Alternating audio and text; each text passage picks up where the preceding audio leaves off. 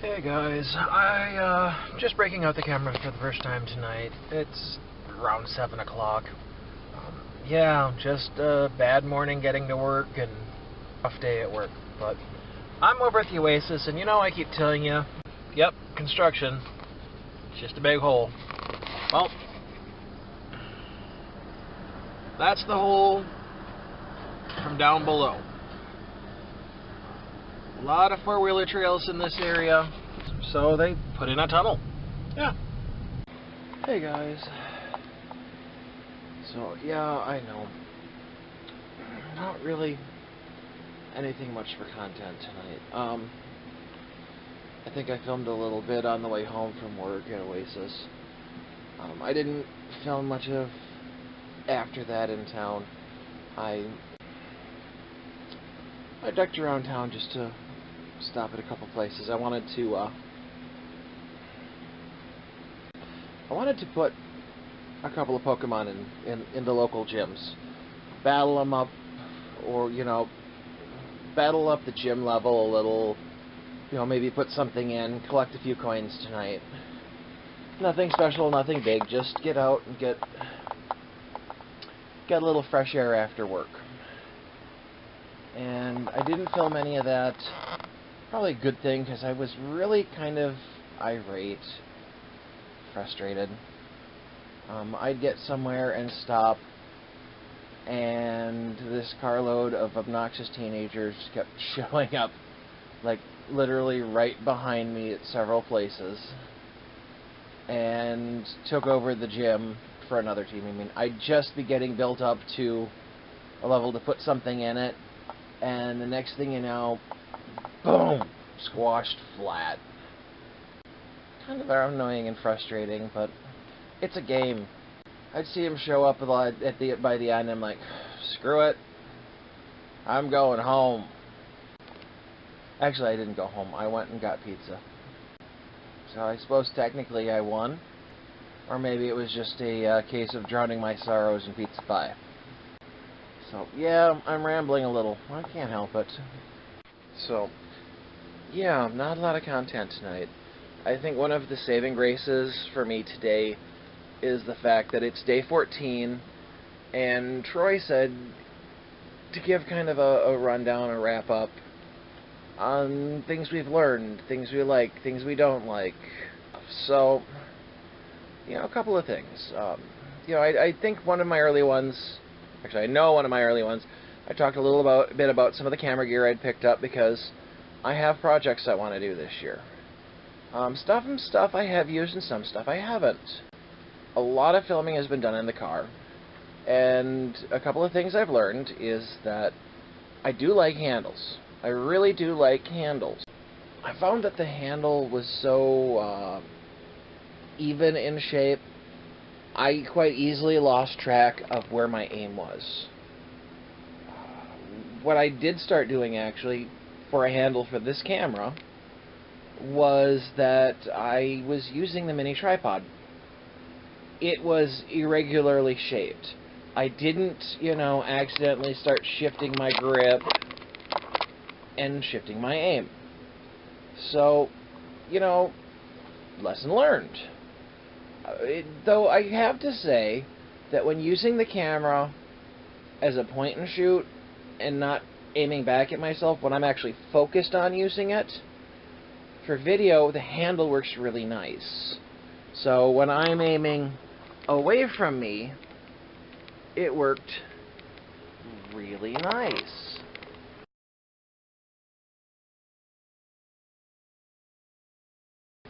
Good solid grip. By the way, if you guys haven't realized yet, I like my lava lamps, and I really, really like books.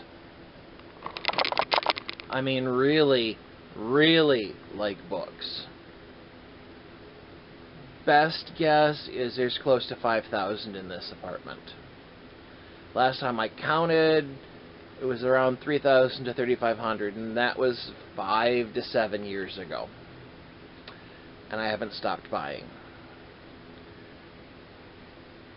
And for the grumblers out there, I reread, I also like to buy entire book series so I can read the entire thing repeatedly.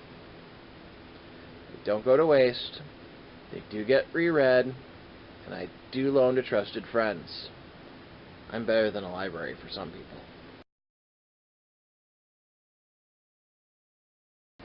Alright, back to the commentary. So, I learned that about the handle. I wasn't sure I'd be using the selfie sticks much at all, and I haven't actually. Because I do have them for some specific purposes, and I haven't been in those situations yet. So there is that. Another thing I've noticed with driving, because of the heat, you have the air on, the air conditioning, and there were a couple of times that either the windows open or everything else, road sound. Sorry. And I think one of the reasons we don't hear that so much with Troy is because he cups the camera. And I think that actually protects the microphone from the wind. I mean, we got a fan going right here, and I'm assuming you're going to get a bit of wind noise from this, but if I'm cupping it, that's going to cut down. So what else? I went into this knowing that as things go, being a daily vlogger and doing things Troy's way, which, don't get me wrong, works for Troy, was not something that was going to be a daily occurrence for me. Not in the long run. You know, a 2-week challenge is one thing. A daily lifestyle is another. I don't feel, in many ways, that my life is that interesting. And even if my life was not that was more interesting or less interesting or whatever, I don't necessarily feel that I personally have the personality to carry off a daily vlog. You know, there are people who can take the good, take the bad.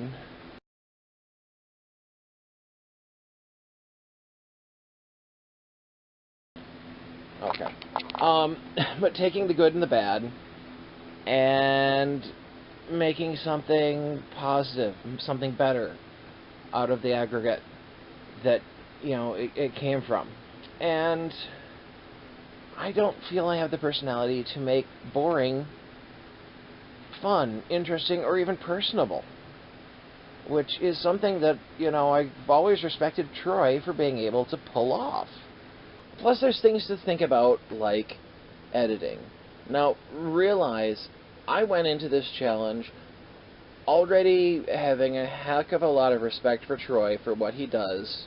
Very few people, viewers, have been lucky like I have been. When I went to visit Troy last fall, you know, what was that, September, I think? I actually got to sit with him and visit while he did editing. So I got to see the process and hear firsthand, you know, what he does, what he goes through, and, you know, so even before this challenge, you know, my hat was off to Troy for what he does for editing. And I found it a severe challenge to just try and get everything done, especially with my work schedule. I'll be honest, if I were to do this on a daily basis like Troy does, I'd actually be taking a page out of Trucker Josh's book. And that would be going with the 7-day delay. Because it makes sense. You have the time to do the editing.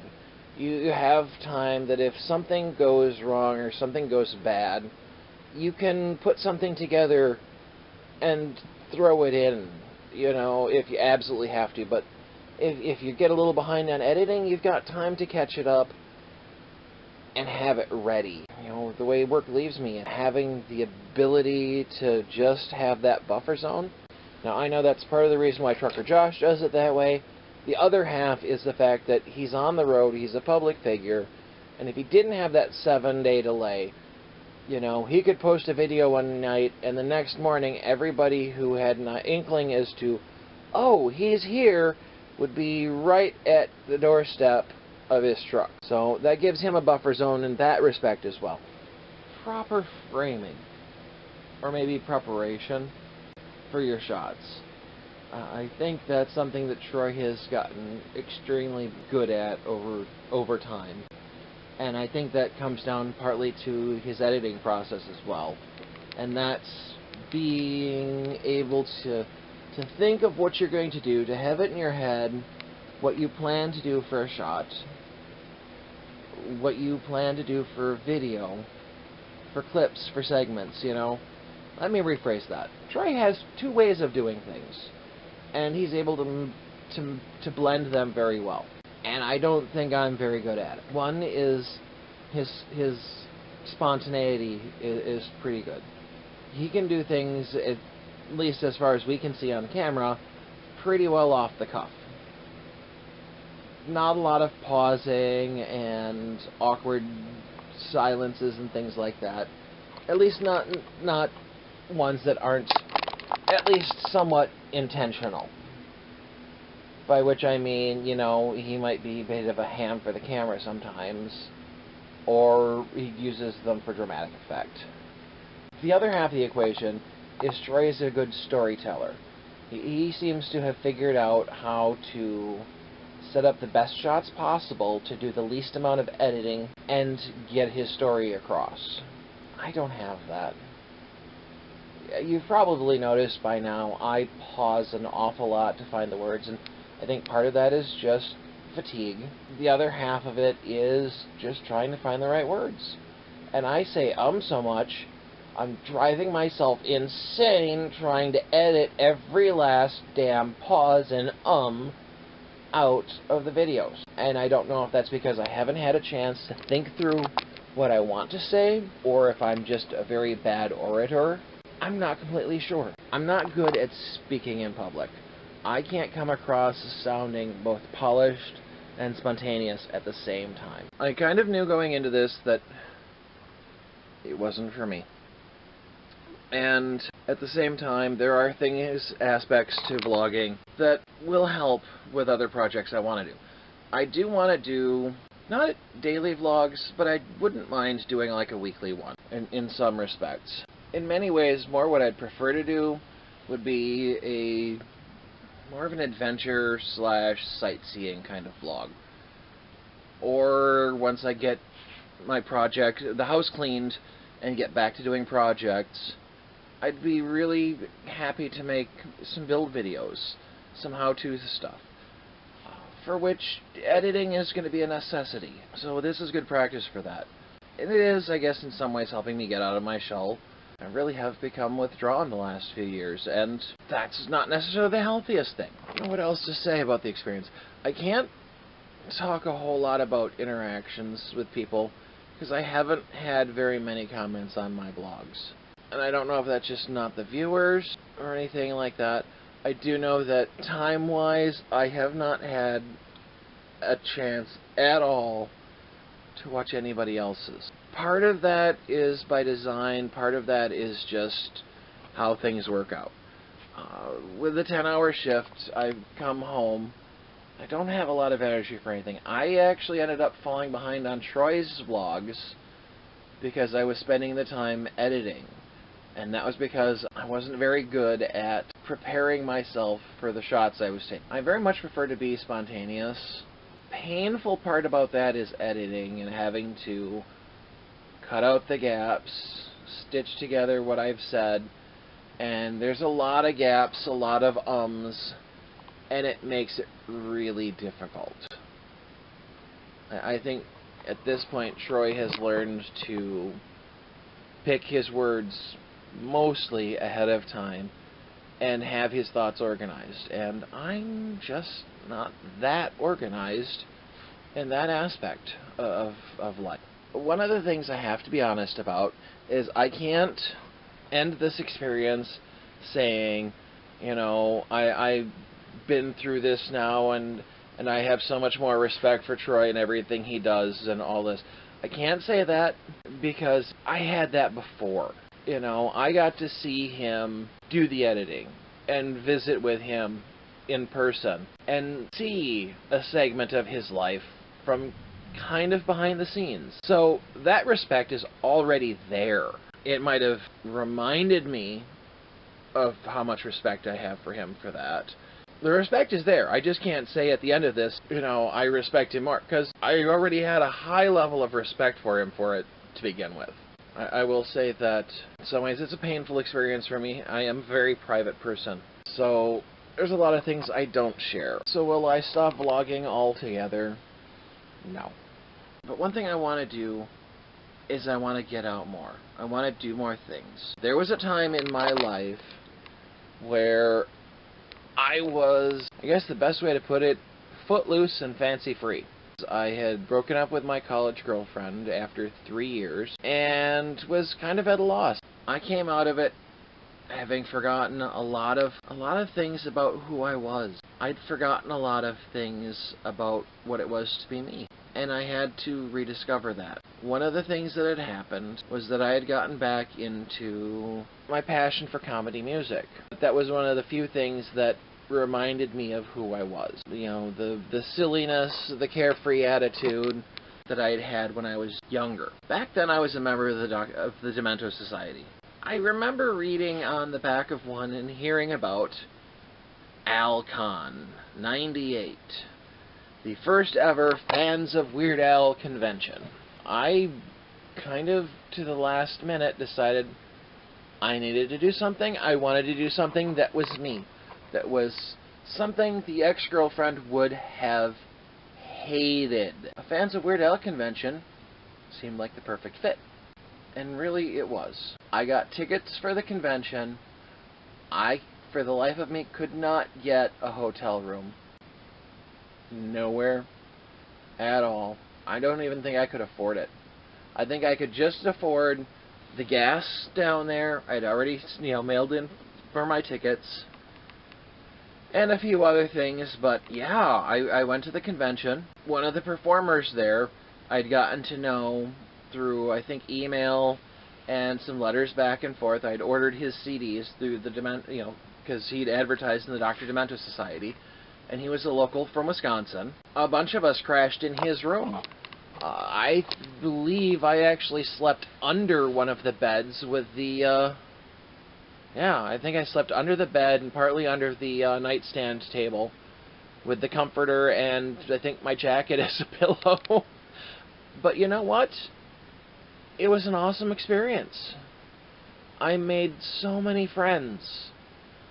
And from that experience, we went on concerts together. We went on tour chases. We did one that was 4 states, 5 cities, 5 days.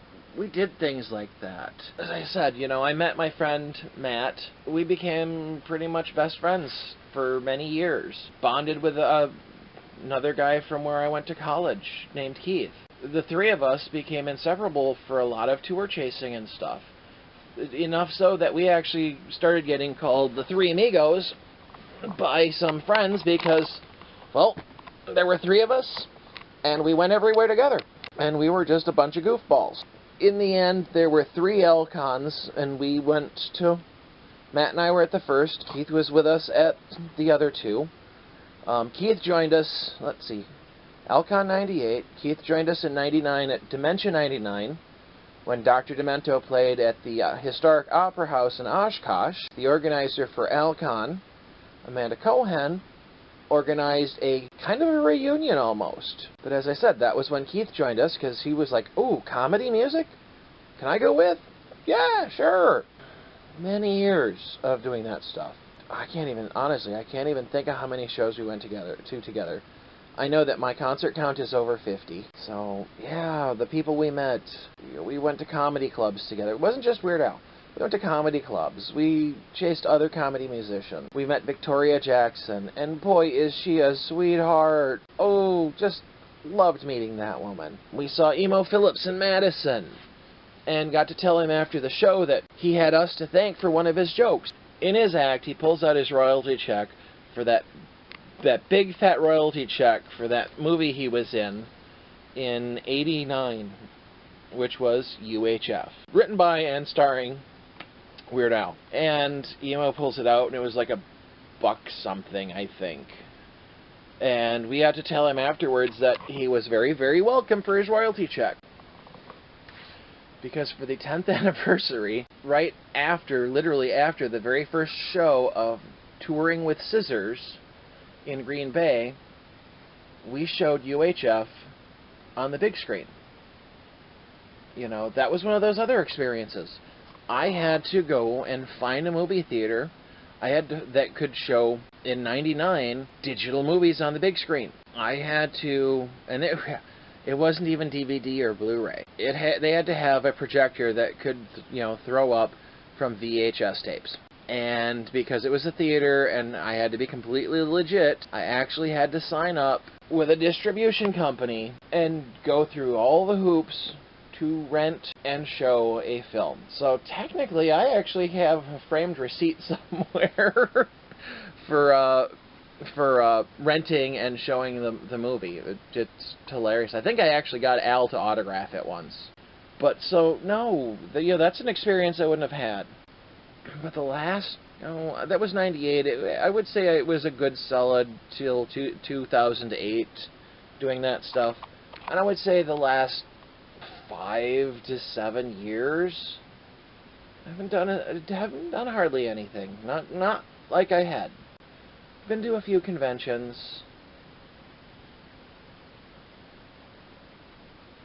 It was 7 years ago. We went to Al Fest in California, and that was a 9-day road trip with my friend Mikey. But we all grow older, we all drift apart, and kind of got lost. So this last year, I kind of made a decision. I bought the 360 camera.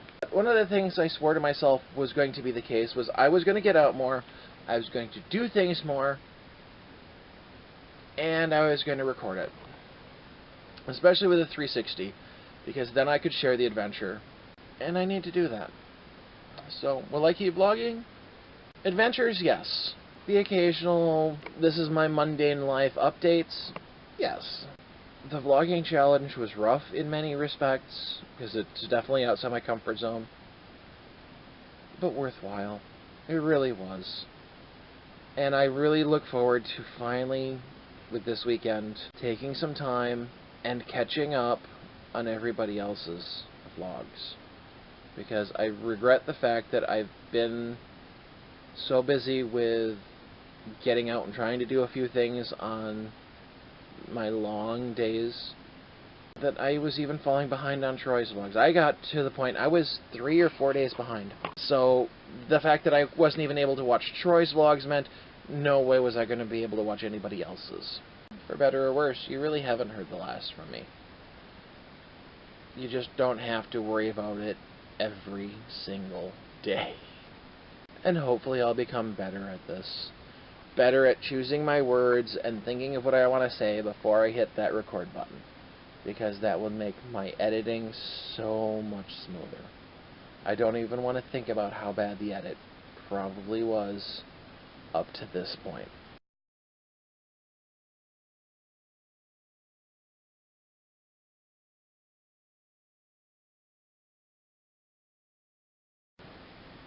I think it's time to crawl into bed now, so I will see you guys on the flip side tomorrow.